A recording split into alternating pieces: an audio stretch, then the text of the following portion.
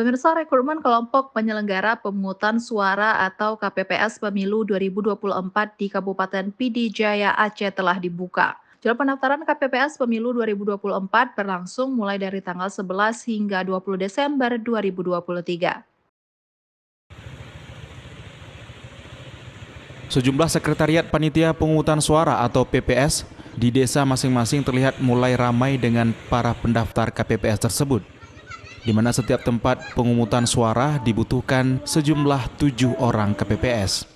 Ketua Komisi Independen Pemilihan KIP Kabupaten Pidi Jaya Iskandar mengatakan, perekrutan Badan Ad Hoc KPPS direkrut atas nama KIP Kabupaten Pidi Jaya.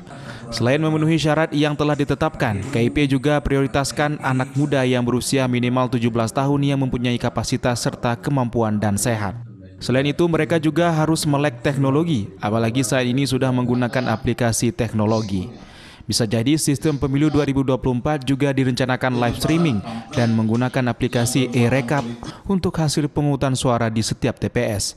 Sementara itu, jumlah KPPS dibutuhkan KIP Pidi Jaya bahkan tidak sedikit tahun ini, di mana memiliki 222 kampung dalam 8 kecamatan di Kabupaten Pidi Jaya. Anggota KPPS yang akan direkrut sebanyak 3.388 orang untuk 448 TPS, di mana setiap TPS terdiri dari 7 orang anggota KPPS yang akan bertugas pada pemilu serentak tahun 2024 nantinya. Maka penetapan anggota KPPS rencananya dilakukan pada 24 Januari 2024. Masa kerja kelompok penyelenggara pemungutan suara selama sebulan, dimulai 25 Januari 2023 sampai dengan 25 Februari 2023. Dari Kabupaten Pidi Jaya, Jamal Pangwa, iNews melaporkan.